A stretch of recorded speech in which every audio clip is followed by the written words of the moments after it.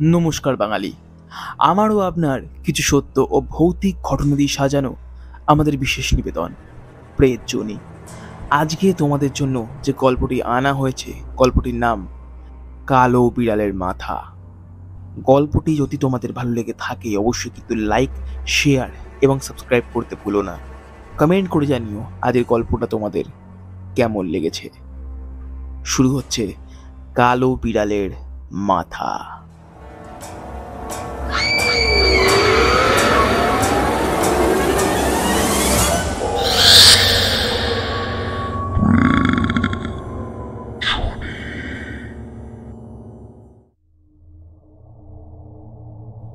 আমাদের নিত্য জীবনে এমন কিছু কিছু ঘটনা ঘটে যার অর্থ আমরা মাঝে মাঝে খুঁজে পাই না।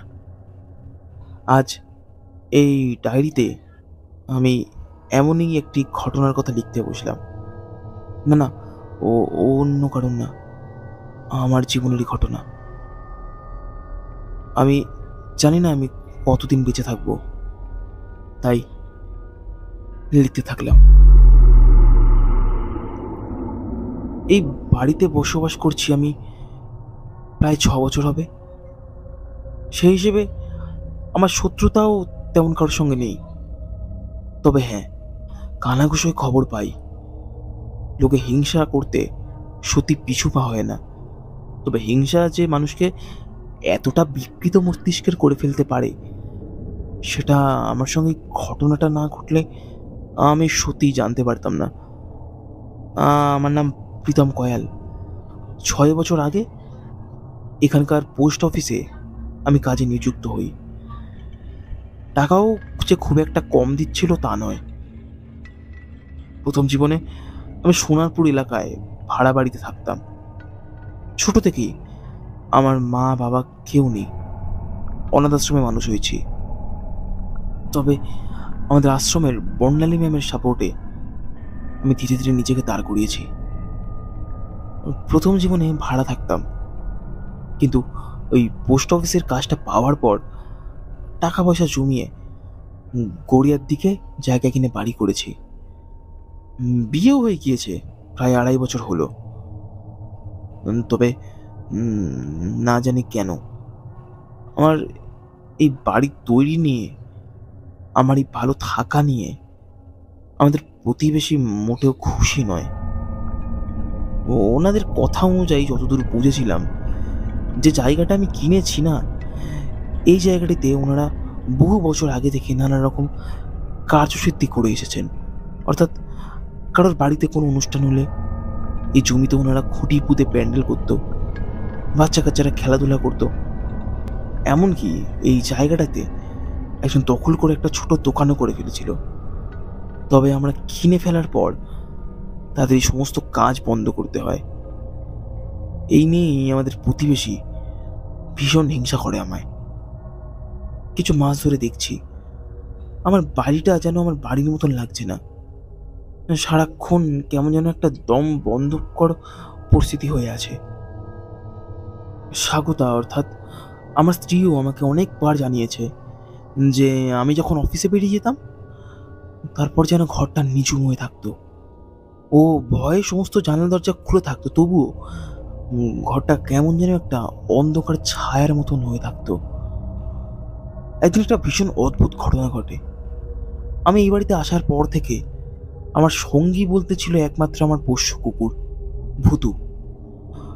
এই জায়গাটা কেনার পর থেকেই ও আমার এই জায়গাতে এসে থাকতে শুরু করে এবং ধীরে ধীরে আমার বাড়ি তৈরির সঙ্গে সঙ্গে আমাদের বন্ধুত্বও বেশ গভীর হয়ে যায়। এই মহাশয় আমার বিয়েতেও খেতে এসেছিলেন, আমার বিয়েতে পাত পেরে খেয়েছিলেন। তাই যথারীতি আমার ও আমার স্ত্রীর দুজনের মতেই ওকে আমরা নিজেদের সঙ্গে রাখার সিদ্ধান্ত নিই। কয়েক বছর বেশ ছিল আমাদের সঙ্গে, জানো তো। এই কিছু মাস আগে থেকেই একটা ভীষণ অদ্ভুত বিষয় লক্ষ্য করলাম ওর মধ্যে। যে প্রাণীটা একটা সময় আমার সম্পূর্ণ ঘর ছুটে ছুটে বেড়াতো, এমন অত্যাচার করে বেড়াতো যে সম্পূর্ণ ঘরটাই ওর, আমরা এখানে শুধুমাত্র অতিথি। তবে এই কয়েক মাস ধরে ওর মধ্যে ভীষণ অদ্ভুত একটা পরিবর্তন লক্ষ্য করলাম। কেমন যেন ভয় ভয় থাকতো। খাবার দিতাম, খাবারটা একটু গন্ধ শুকিয়ে আবারও নিজের জায়গায় গিয়ে শুয়ে পড়তো। আর রাতে করে ভীষণ অদ্ভুতভাবে প্রচন্ড চিৎকার করতো, যেন ও কাউকে দেখতে পাচ্ছে, যাকে আমরা খালি চোখে দেখতে পারছি না।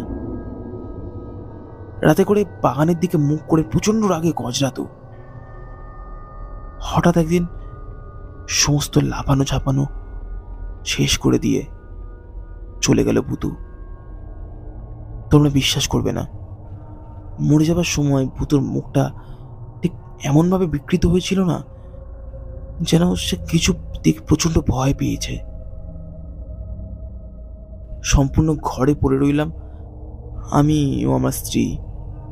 তবে আমার স্ত্রীর পরিস্থিতিও বেশি দিন ভালো থাকলো না। ধীরে ধীরে ও যেন কেমন পরিবর্তন হতে শুরু করলো। একদিন অফিস থেকে ফিরেছি, রাত 9:30 হবে। ঘরে ঢুকতেই দেখলাম সম্পূর্ণ ঘর অন্ধকার। কেমন যেন ও চুপ করে বসে আছে এক কোণায়।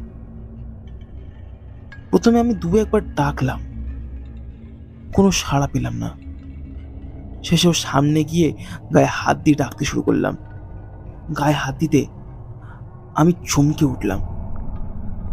সম্পূর্ণ শরীর ওর বরফের মতন ঠান্ডা, সমস্ত চুল খোলা অবস্থায় ঝুলছে ওর মুখের সামনে। কিছুক্ষণের জন্য সত্যিই আমার শরীর ভারী হয়ে এসেছিল। তবে তাড়াহুড়ো করে লাইট জ্বালাতেই দেখলাম ও খানিক চমকে উঠল।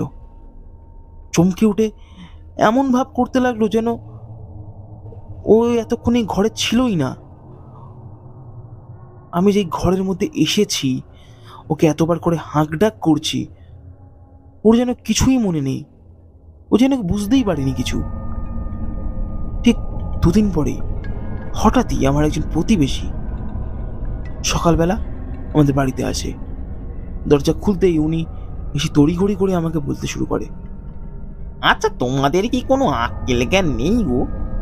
কি হয়েছে জিজ্ঞাসা করে উনি বলেন, রাত বিরেতে তোমরা তোমাদের ছাদে উঠবে, এটা স্বাভাবিক, এতে আমাদের কোনো অসুবিধা নেই, কিন্তু ছাদে হাঁটো কে বারণ করেছে বাবু?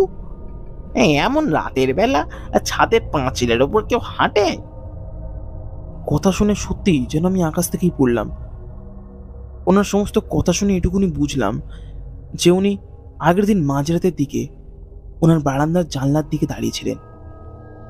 হঠাৎ তিনি দেখেন আমাদের ছাদে একজন ভদ্রমহিলা চুল খোলা অবস্থায় শাড়ি পরে আমাদের ছাদের পাঁচিলের ওপর হাঁটছেন। জিনিসটা দেখে দরজা খুলে সবাইকে ডাকতে যাবে, ঠিক সেই সময় মহিলা পাঁচিল থেকে থপ করে নেবে নাকি আমার ঘরের দিকে চলে আসে। জিনিসটা প্রথম দিকে আমি তেমন মাথা দিইনি, তবে একদিন ভীষণ অদ্ভুত ঘটনার পর আমি বিশ্বাস করতে বাধ্য হলাম। আর হয়তো বিশ্বাস না করে আমার কোনো যাওয়ার পথই ছিল না। রাত 3:30, চোখ খুলে দেখলাম স্বাগতা আমার পাশে নেই। হাঁক ডাক করার পরও যখন কোনো আওয়াজ পেলাম না, ধীরে ধীরে উঠে বাইরের দিকে গেলাম। কিন্তু অদ্ভুত, বাইরের দিকেও কেউ পেলাম না। শেষে ওকে দেখতে না পেয়ে ছাদে ধীরে ধীরে উঠতে শুরু করলাম। সিঁড়ি দিয়ে উঠে যখন ছাদে পা রাখলাম, ঠিক সেই মুহূর্তে দেখলাম আমার স্ত্রী স্বাগতা ছাদের হাঁপ পাঁচিলে উঠে এক পা করে হেঁটে চলেছে। তবে তবে শেষ রক্ষাটা আমি করতে পারলাম না। আমাকে দেখে আমার দিকে রেগে মেগে তাকিয়ে ঝাঁপ মারল ছাদ থেকে পাশের বাড়ির কুয়ায়। মাথা ফেটে নাক থেকে কল কল করে রক্ত বেরিয়ে মারা গেল আমার স্ত্রী। কার নজর লাগলো বা কি করে এসব হলো তা সত্যিই আমার অজানা। তবে এই ডায়েরিতে আমার সঙ্গে যা যা ঘটেছে তা লিখে দিয়ে গেলাম। জানি না আমার আর কতদিন আছে। ধীরে ধীরে আমার প্রত্যেকটা কাছের মানুষ আমার থেকে দূরে চলে যাচ্ছে। আর এই মুহূর্তে দাঁড়িয়ে আমার সঙ্গে যা যা ঘটনা হচ্ছে, আমারও হয়তো আর বেশি দিন নেই। এখন বাড়িতে শুধুমাত্র আমি একা। রাতে করে কারোর কান্নার আওয়াজ পাই, কারা যেন আলোচনা করে কিছু একটা অজানা ভাষায়, কোনো একটা অজানা শব্দে আমায় নিয়ে হাসাহাসি করে। ঘরের ভেতর সারাক্ষণ একটা আষ্টে গন্ধ ছড়িয়ে থাকে। বাড়ির বাইরে যেতে ভালো লাগে না। সবসময় মনে হয় কেউ বা কারা আমাকে সবসময় নজরবন্দি করে রেখেছে। পাড়ার লোকেরাও না আমাকে পাগল বলে। আচ্ছা, আপনারা বলুন তো, এমন পরিস্থিতিতে থাকলে আপনারা কি করতেন?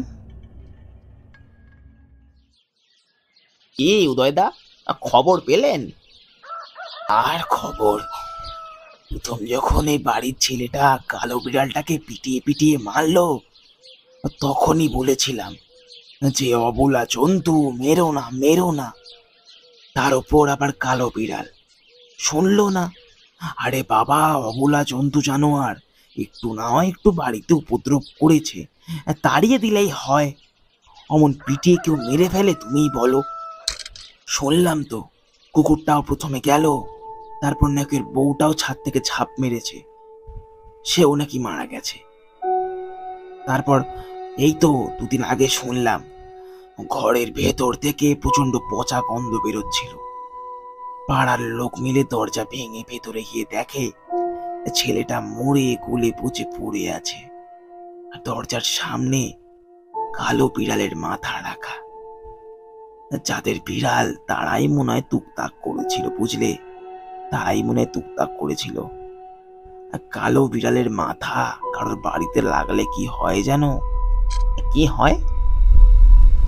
টুকটাক করে ওই বিড়ালের মাথা যদি কারোর বাড়িতে একবার ফেলে দিয়ে আসা হয়, বংশ নির্বংশ করে দেয় গো, বংশ নির্বংশ করে দেয়। দেখলি তো চোখের সামনে কি ঘটলো। এতটাই ভয়ঙ্কর কালো বিড়ালের মাথা।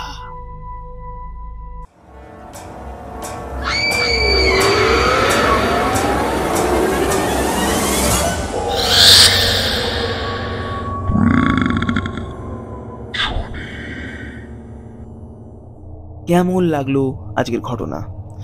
কেমন লাগলো আজকের গল্প? আশা করছি আজকের গল্প তোমাদের ভালো লেগেছে। ভালো লাগলে অবশ্যই একটি লাইক এবং একটি সাবস্ক্রাইব করতে কেউ ভুলো না, এবং অবশ্যই কমেন্টে এসে জানিও আজকের গল্প তোমাদের কেমন লাগলো।